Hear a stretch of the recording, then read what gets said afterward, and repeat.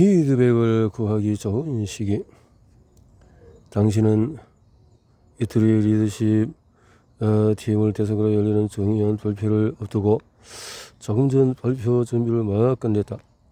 자료를 만들고 고치기를 반복한 지 몇 시간 만에 드디어 꽤 만족스러운 자료가 완성되었다. 뿌듯한 마음으로 팀원들에게 발표 자료 검토를 부탁하면서 어떤 의견인지 괜찮으니 가감없이 전해달라고 말한다. 그런데 잠시 뒤에 예상치 못한 메일이 날아온다. 발표 자리에 빨간 줄이 잔뜩 그어져 있다. 당신은 칭찬을 받고자 발표 자료를 보낸 것인데 팀원이 의도를 제대로 이해하지 못한 게 분명하다. 한껏 차올랐던 자신감과 자부심은 순식간에 비참함으로 바뀌어버렸다. 잘못된 시기에 받은 피드백은 의욕을 완전히 꺾어버릴 수 있다. 베스트셀러 스티 순간의 힘.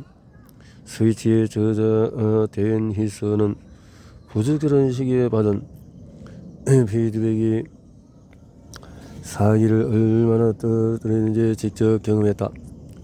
많은 작가가 그를 그것이 % 정도 완성한 후에 피드백을 요청하는 실수를 저지릅니다. 하지만 그때 받은 부정적인 피드백은 받아들이기 어려워요. 피드백을 밀어내고 싶은 본능이 일어나 그냥 트집을 잡는 거야. 나는 다시 고칠 여력이 없어 같은 생각이 들죠. 히스는 대략 50에서 60% 정도 완성했을 때 피드백을 구하기에 가장 좋은 시기라고 말한다. 피드백을 빨리 받게 되면 다시 생각해 볼 심리적인 여유가 생기기 때문이다. 과학자들은 왜 이런 현상이 일어나는지 알아보기 위해서 실험을 했다. 이들이 밝혀낸 바에 따르면 연설 대본이나 초안을 완성한 후에 피드백을 요청하는 이유는 긍정적인 반응을 얻기 위해서였다. 인간은 다 그렇지 않은가? 반대로 작업을 완료하기 훨씬 전에 피드백을 요청하는 주된 동기는 작업을 개선하기 위해서였다. 즉 자신의 작업이 얼마나 훌륭한지 보여주고 싶어서가 아닌가 또 아닌 개선하고 싶은 마음으로 피드백을 구할 때 비판에 더 개방적인 태도를 보이게 되고 따라서 피드백을 받아들일 가능성이 더 크다는 것이다. 그렇지. 피드백은 건설적인 피드백을 끌어내는 법은 나는 이 책을 집필하는 동안에 매일매일 책 제목을 어떻게 지을지 고민을 했다. 베스트셀러 울트라 러닝 세계 0.1%가 지식을 얻는 비밀의 저자.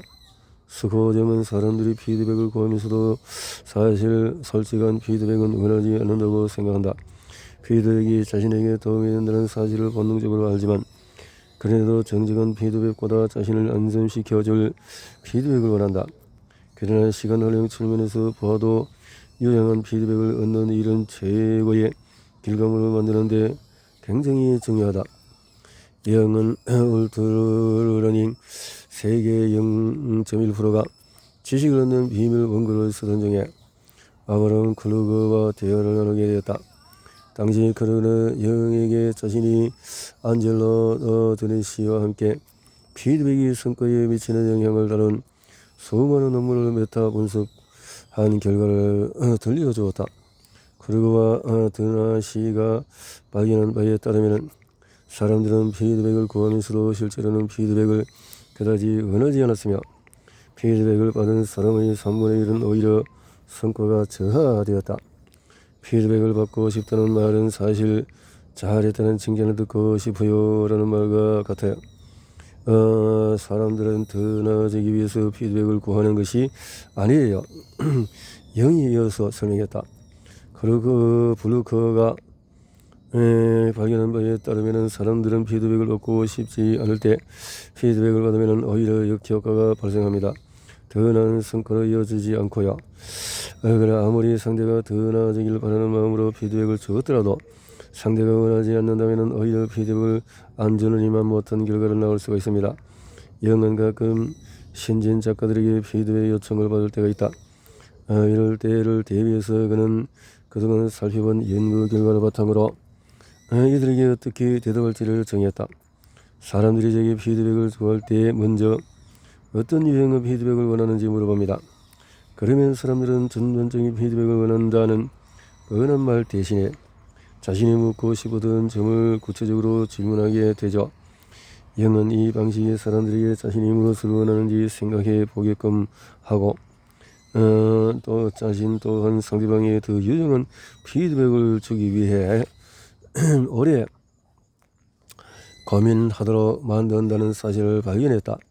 또한 건설적인 지적을 받고 싶어하는 사람에게는 비판하는 마음이 아닌 도움을 주려는 마음으로 피드백을 주게 된다는 사실도 알게 되었다. 베스트셀러 스틱의 저자 댄 히스도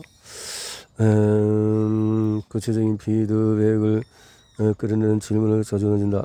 그는 그 책에 대해서 어떻게 생각하세요? 같은 일반적인 질문은 절대 하지 않는다. 사람들이 자신의 감정을 숨기려 하다 보니 100% 솔직하게 대답하지 않는다고 믿기 때문이다. 또한 그는 책 집필을 50% 정도 마친 상황에서 핵심 내용에 대한 피드백을 구하는 요청에도 응하지 않는다. 히스는 아예 고작 5시간 동안의 책에 대해서 생각하는 사람의 말을 2연속이나 작업에 몰두한 본인의 생각보다 더 신뢰하는 이유를 모르겠어요 라고 말했다. 반면에 그는 책의 특정 부분에 대해서 사람들이 느끼는 직감은 신뢰할 수 있다고 믿는다. 그래서 히스는 이 특정 부분에 대해서는 어떤 생각이 들었나요? 이 부분이 조금 흥미로웠나요? 둘 중에 어떤 것이 더 좋았나요? 같은 질문을 던져서 사람들의 반응을 살핀다. 그는 마지막으로 이런 말을 남겼다. 저는 피드백을 활용할 수 있을 때 피드백을 받고 싶어요. 그리고 정말 신뢰할 수 있을 만큼 자세한 피드백을 원해요. 실천하기. 누군가에게 피드백을 요청할 때 자신이 어떤 유형의 피드백을 원하는지 구체적으로 생각해 본다. 예를 들어서 자신이 쓴 글에 대한 피드백을 받고 싶다면 그래서 오탈자가 있는지 확인하는 정도의 검토를 원하는지 아니면 내용 수정까지 원하는지 또 발표에 대한 피드백을 구한다면 발표 내용이나 디자인에 대한 의견을 원하는 것인지 아니면 자신의 발표가 재미있는지 판단해 주기를 원하는 것인지를 생각해 본다. 부정적인 피드백을 환영해라. 우리는 피드백이 자기 발전에 도움이 되는 사실을 한다. 부정적인 내용이라도 좋은 의도로 건넨 피드백은 우리가 최고의 모습으로 성장하도록 돕는다. 하지만 많은 사람이 부정적인 피드백을 받는 것을 두려워한다는 것이 문제다. 그래서 우리는 상대방의 감정이 상하지 않을 만한 피드백을 건넨다. 아니면 상대가 건설적인 피드백을 원하지 않을 것이라고 혼자 판단한 다음에 긍정적인 내용이지만은 별로 도움이 되지 않는 의견을 전한다. 하지만 이런 피드백은 받더라도 기억 속에 오래 남아 있지 않고 금방 사라진다. 혹시 피드백을 효과적으로 주는 법을 가르치는 수업에 참여해 본 적이 있는가? 나는 여러 번 참석했다. 하지만 그 어떤 수업도 유용하지 않았다. 나는 내 감정보다도 타인의 기분을 먼저 살피는 성향이라서 교육을 받은 후에도 상대방이 듣기 불편할 수 있는 피드백을 전달하는 일이 쉽지가 않았다.